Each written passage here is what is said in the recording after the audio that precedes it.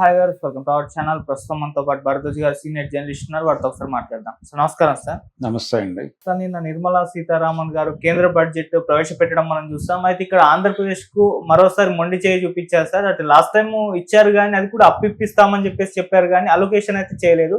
ఈసారి ఏమాత్రం కూడా చేయలేదు. అయితే ఇప్పుడు విమర్శలు అయితే వినిపిస్తూ ఉన్నాయి.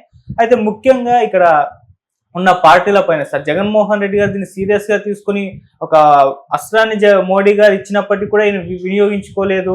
చంద్రబాబు నాయుడు గారిని, పవన్ కళ్యాణ్ కనీసం విమర్శలు చేయట్లేదని చెప్పేసి జగన్మోహన్ రెడ్డి గారి పైన ఇటు మా పార్టీ ద్వారా అక్కడ గవర్నమెంట్ ఫామ్ చేసింది, అయినప్పటికీ ఏం కేటాయించలేదు. మరి వీళ్ళన్నా విమర్శలు చేయాలి కదా మోదీ గారి పైన అని చెప్పేసి వీళ్ళపైన కూడా విమర్శలు వినిపిస్తున్నాయి. ఎవరు కూడా దీంట్లో మౌనం పాటించారే కానీ సీరియస్ గా తీసుకోవట్లేదు అని చెప్పేసి అంటున్నారు సార్. మీరేం చెప్తారు సార్? అంటే బడ్జెట్ టోటల్ గా ఫలానా రాష్ట్రానికి ఎంత, ఫలానా రాష్ట్రంలో ఈ యాక్టివిటీకి ఎంత అనే ఉండదు. మనకి పన్నులకి సంబంధించి రెండు రకాల పన్నులు ఉంటాయి. ఒకటేమో ప్రత్యక్ష పన్నులు, రెండు పరోక్ష పన్నులు. ప్రత్యక్ష పన్నులు అంటే మనం నేరుగా కట్టేవి.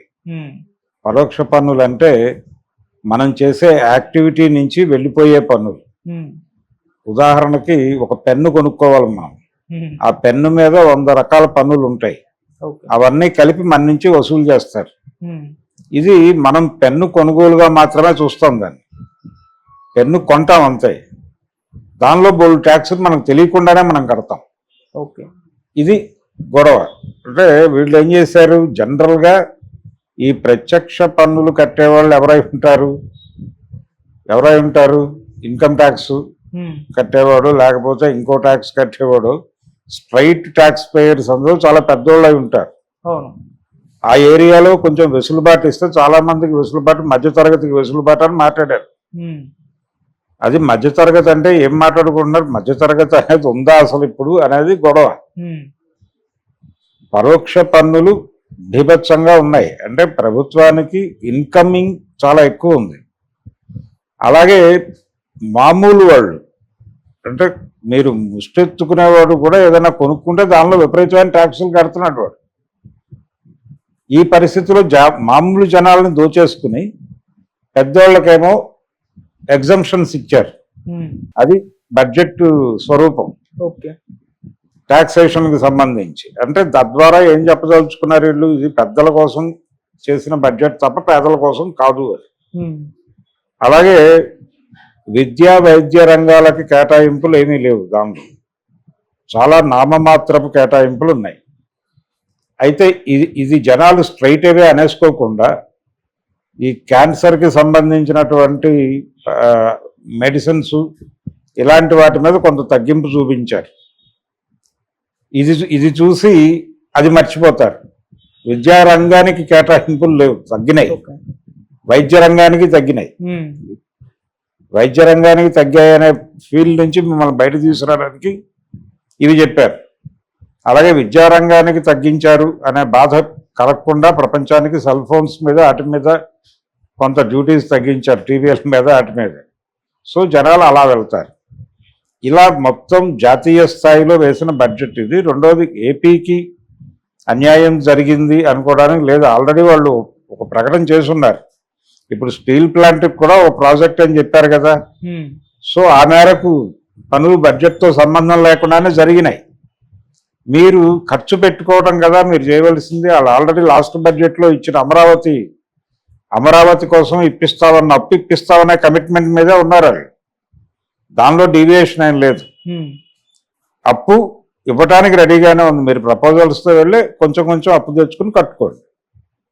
సో అక్కడ అన్యాయం జరిగింది అనడానికి అవకాశం తక్కువే.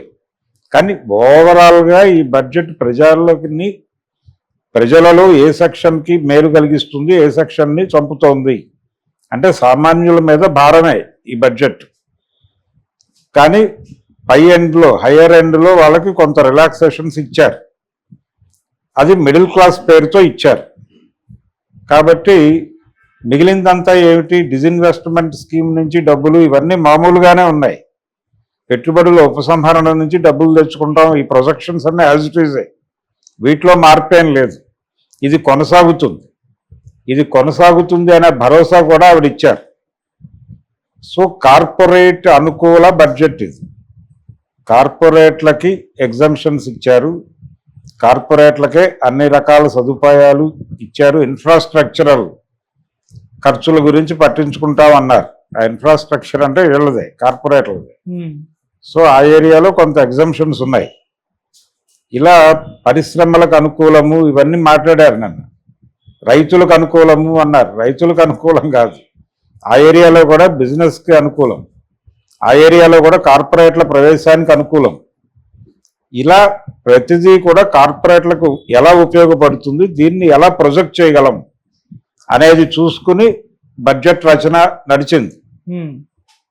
అది టోటల్గా ఇప్పుడు దాని నుంచి డీవియేట్ అయ్యే పరిస్థితితో, దాన్ని విమర్శించే పరిస్థితితో ఎవరికీ లేదు. ఎందుకంటే పర్టికులర్గా ఆంధ్రప్రదేశ్లో ఉన్నటువంటి 3 పార్టీలు భారతీయ జనతా పార్టీ కనుసన్నల్లో బతకక తప్పని పరిస్థితి ఉంది. అందుకని వాళ్ళెవరూ కూడా ఓపెన్గా దీని మీద డిబేట్కి వెళ్ళే పరిస్థితుల్లో లేరు. రేపు స్టేట్ బడ్జెట్ వచ్చిన తర్వాత దాని మీద జగన్మోహన్ రెడ్డి గారు కావాలంటే మాట్లాడతాడు. సెంట్రల్ బడ్జెట్ మీద మాట్లాడే సీన్ అతనికి లేదు. చంద్రబాబు నాయుడు గారికి ఇది టైం కాదు కాబట్టి ఆయన మాట్లాడు. పవన్ కళ్యాణ్ మాట్లాడే పరిస్థితి కాదు, ఆయన అక్కడ ఆల్రెడీ ఆ గూటి పక్ష ఆయన మాట్లాడు. తెలంగాణకు వచ్చేసరికి ఇక్కడ కూడా దాదాపు అదే కండిషన్. అంటే బీజేపీ తనకి బలం ఉన్నా లేకపోయినా కానీ ఆయా రాష్ట్రాల్లో ఉన్నటువంటి అన్ని పార్టీలని మెయింటైన్ చేస్తోంది. ఆ మెయింటైన్ చేయటం వలన అక్కడ నిరసన ధ్వనులు కనిపించట్లేదు. నిరసన ధ్వనులు కనిపించకూడదు అనేదే ప్రోగ్రాం. కనీసం లెఫ్ట్ పార్టీస్ అయినప్పటికీ ప్రజల్లోకి వెళ్ళి ఒక వాళ్ళకి చేతన కలిగించాల్సినటువంటి అవసరం ఉంది. బడ్జెట్ మీద పర్టికులర్గా స్ట్రీట్ క్యాంపెయిన్ చేయవచ్చు.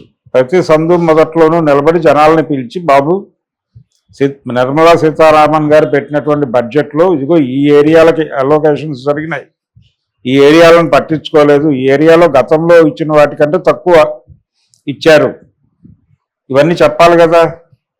ఈ ప్రచారం చేయకపోవడం వల్ల లెఫ్ట్ పార్టీస్ అలా ఉన్నాయి.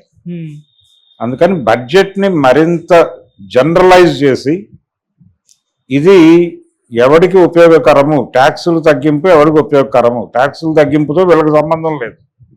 ఏది ఇన్కమ్ ట్యాక్స్ ఆదాయ పరిమితి వ్యవహారంతో పేదలకి సంబంధం లేదు. కానీ వీళ్ళ దగ్గర నుంచి వసూలయ్యే ట్యాక్సుల గురించి ఎవడో మాట్లాడు. పరోక్ష పన్నులు బాధేస్తారు. మీరు అరటి పండు కొన్నా కానీ ట్యాక్స్ పడిపోతుంటే ఏం చేస్తారు వాళ్ళు. కాబట్టి ఈ ఏరియాలో కోర్ ఏరియాలో మాట్లాడే వాళ్ళు ఎవరు లేరు. పొలిటీషియన్స్ మాట్లాడకుండా చేయటం కోసం వీళ్ళందరినీ తన కంట్రోల్లో పెట్టేసుకుంది.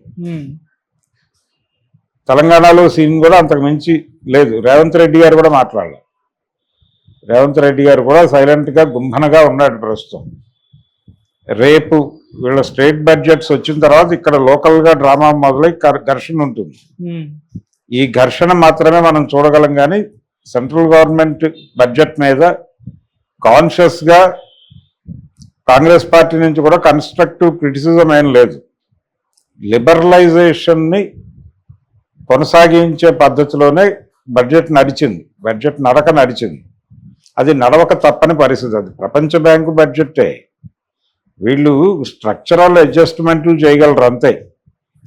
కొత్త లాంగ్వేజ్లో కొత్త పద్ధతిలో చెప్పగలరు పాత విషయాన్ని. ప్రతి బడ్జెట్లోనే ఇదే ఉంటుంది.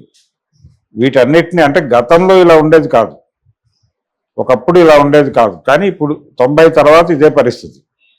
ప్రతి బడ్జెట్ కూడా అమ్మకాల నుంచి వచ్చిన డబ్బులు ప్రొజెక్షన్స్ చూపిస్తారు.